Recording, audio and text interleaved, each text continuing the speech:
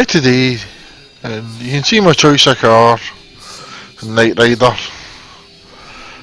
You can maybe guess I probably know. Back to talk about technology. Not just technology or IT, which I will talk about as well. But technology that actually matters now. You could say that technology is already making a huge impact on life, and many have promised before that it's going to make an even huger impact. All that kind of talk will dwarf into insignificance once I share some stuff with you. Now, on one of my other videos I touched on Elon Musk and SpaceX, and now let's see if we can get a concept going here, right? War is down to resources. There's no other way about it. You can say it's cultural or whatever else, but there would be no way that the Russians would have went into Ukraine if the Ukraine never had gas fields. There'd be no way that the English wouldn't be tampering with Scottish independence results if we didn't have oil. They wouldn't get a toffee fig. So what we need to do is find a place with unlimited resources. And while it's not actually physically unlimited, it might as well be. And that's our solar system. The challenges involved, as SpaceX is finding it, are, to use a pun, astronomical.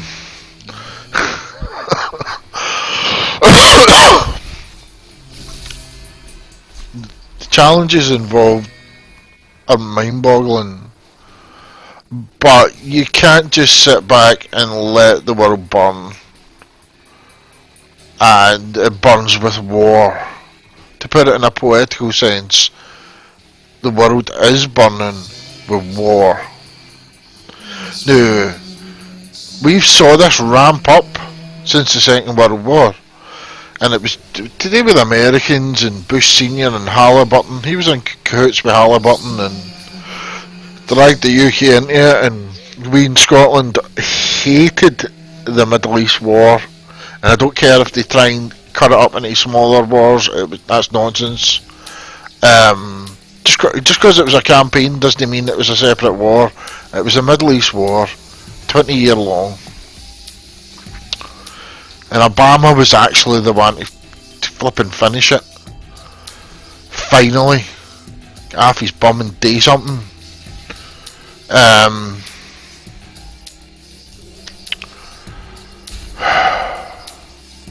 Because all the others weren't interested, well, gives all the money and gives all the oil. But, right, we're not getting into that, right.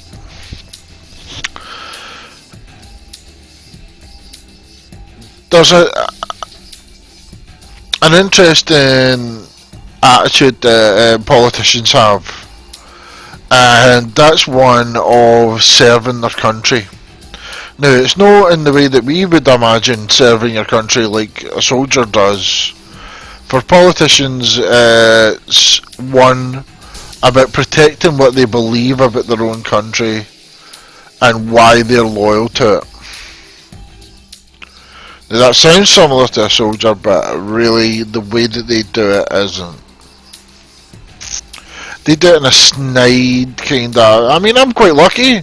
I've got Nicola Sturgeon in the SNP, and I'll even be gracious and include the other members of the Scottish Parliament. Noble people.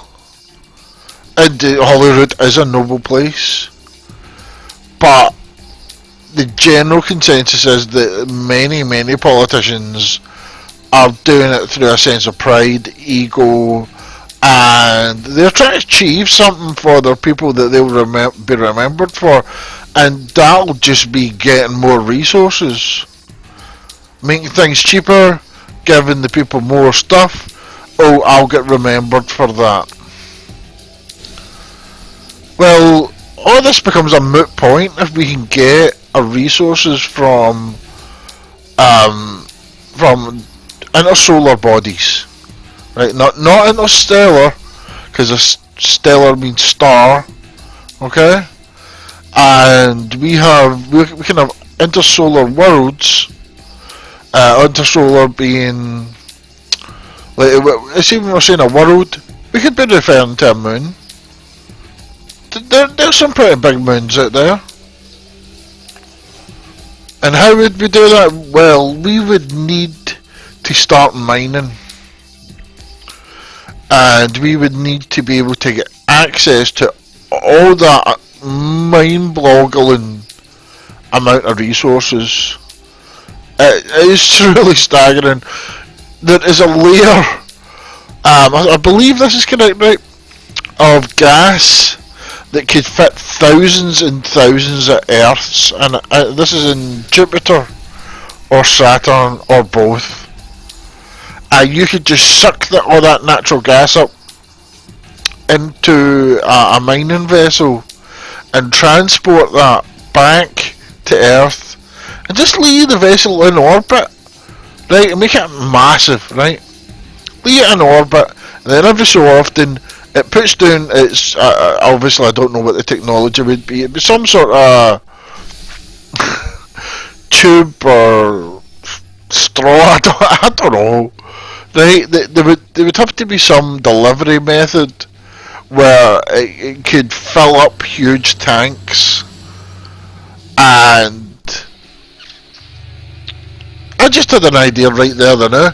See all the places that we've took gas out of? Are they hollow? Could we fill them back up again with the gas we get in other planetary bodies? I don't know if they're caved in. What happens? Anywho, a storage place for all these resources. There are places in the outer solar system where it rains diamonds. There is unlimited gold. See, when I say these terms, unlimited, I should really be saying the word unquantified. And in this context, we are talking about unquantifiably huge. Right? Unquantified huge. It's been unquantified, but we know it's a lot. It's more than the Earth's got in total ever, by a crazy margin, multiple times. So it's getting at those resources. So what are we going to do? I mean, by the time we hit 12 billion, we are going to be, struggling for resources down here. Well, you need to start sending a large amount of people into outer space. You need to have a system where people are colonising off-world. And you do that by starting a military. A world military, and they have nothing to do with, they have zero to do with war. Nobody's going to war with anybody else. This military is about space, and it's about colonisation and mining, and primarily mining, and making sure that the human race will always, it's kind of like SpaceX's mission, but done with I don't want to say military precision, because that implies that SpaceX aren't doing it with precision, which they are. They're doing a great job. But done with individual countries in mind, right, that are all teaming up to get things done. I'll include a link in the description to a fuller explanation of what I'm talking about. With various examples and ideas of it, how this could be structured. I mean,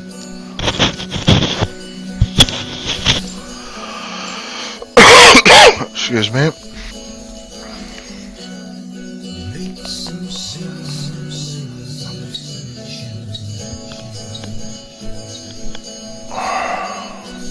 It's a bit loud that. We are, as a race, prone to war, and it's only been, mankind. I'm talking about all mankind. There's I suppose a bit of Star Trek blood in there, right? As a creation, is a way of putting it, we are prone to war. Can we escape this? Aye, we can escape this overnight. We just need to show soldiers, and I'm talking about the service, right? The building blocks of peace and how they fit together, and what the practical outcome is, so that each time conceptually the service can see the building blocks of peace coming together like a jigsaw, and the same outcome is peace. And how do you do that? You show them what giving people unlimited resources is. Folk will have cultural. It's on the link in the description, right? Folk will have cultural demands. This is something Scotland's been going on about for hundreds of years. We did not want to get taken by the English.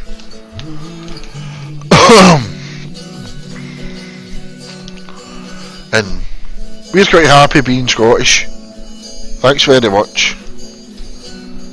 If you don't happen to like me, pass me by.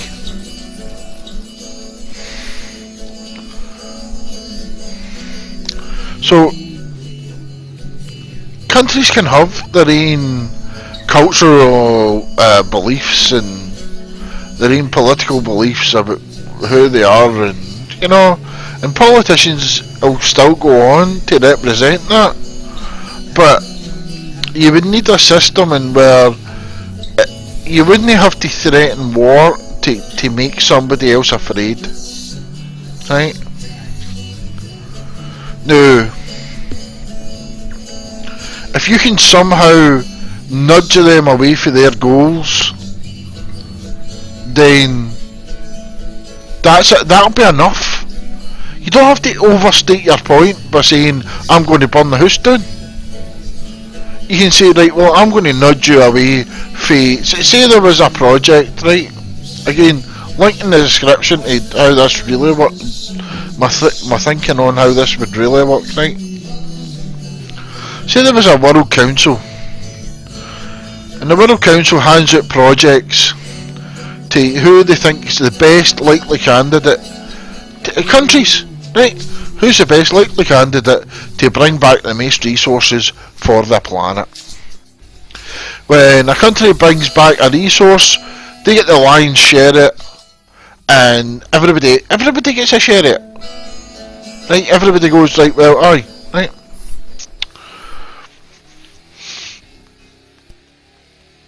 That country, if you make them some sort of curator, some overseer, protector of a solar body, then it'll be their responsibility to make sure nobody comes and just rips that planet apart. I will say planet, moon, right? Moon, planet.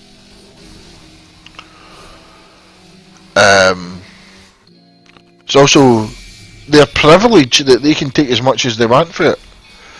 But that there's restrictions as well. You can't just blow you can't cause ecological disasters. You can't blow the planet apart by mining it into just nabbing its core or something. Do you know, you can't do that kind of stuff. You've got to balance it out ecologically with how much you're taking. There's even things like you can get resources from planetary bodies, like the diamonds I mentioned earlier. They're naturally occurring for carbon rising up in the atmosphere. So you do not have to do a thing. You just, it's like a net, throwing a net out the side of a boat, and you come up with a load of diamonds. But in this case, it would be a ship filled with a lighter gas than what the atmosphere has. It would most definitely be encapsulated, and it would be a huge colander. Right? Very complicated stuff. I'm describing it quite badly, right?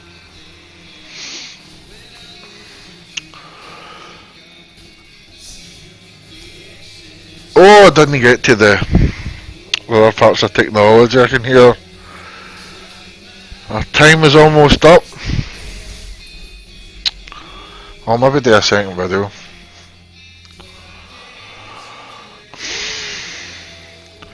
Human beings, in our very nature, need resources. It's just who we are. It's no dependent on whether or no you believe in God, whether or no you believe in a certain politic, whether or no you're some sort of racist person, whether or no you're left wing, right wing, upside down, left to right, right? Human beings need the resources. And the only way we're going to sustain a growth, because humans need to grow, and we need to get out there. We need to be able to learn how to terraform. Certainly, Mars is an awesome candidate for terraforming. I mean, you know, we get so lucky with Mars. I mean, yeah, it's hostile, really hostile, but you know, it's actually no bad. It could work if we just learn how to do it, and I realise that's a very complicated thing. But other things we can do is make sure that we've got bases on places, and that rhymed. We've got bases on solar bodies, moons, and we are taking their resources and we're shipping it back down to Earth. That's got to be the first step, the mining. I'm reminded about Red Dwarf, the Jupiter mining vessel. This idea isn't new, that people would get their resources from interstellar bodies. But barely anybody's talking about it. And when you look at defence budgets and everything else, and you think to yourself, well, you could half that and pop that into getting out there. They all realise their tension and all that. All the stuff the Americans did to, well, I say American, it was English as well, right? Did to the Arabs in the Middle East over 150 years. Oh man, that was nasty. And no wonder they're kicking back at us. But that's a video for another time.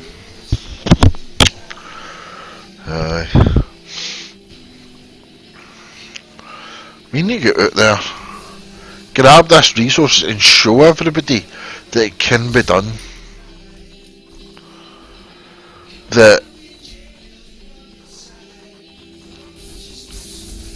human beings are worthy to exist. How about that?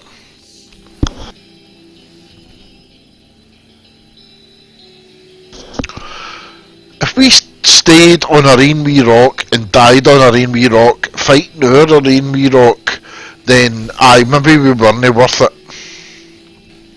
Do you know?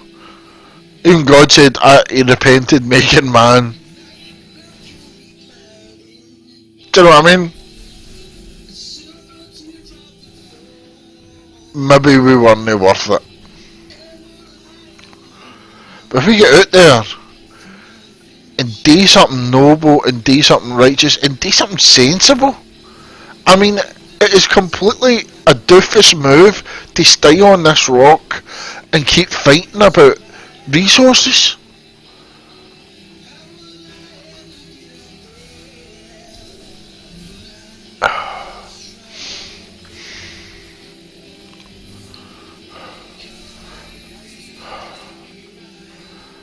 Well, our time's almost up. I hope I've made a few points. I'll probably come back and do another one after this.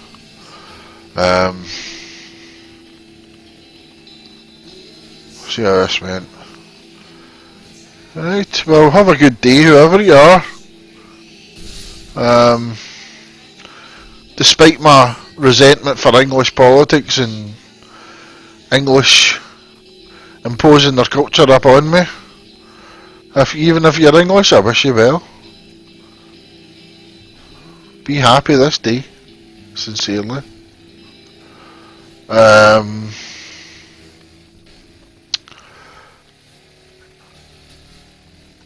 I hope I made it clear that how much we really know time's up.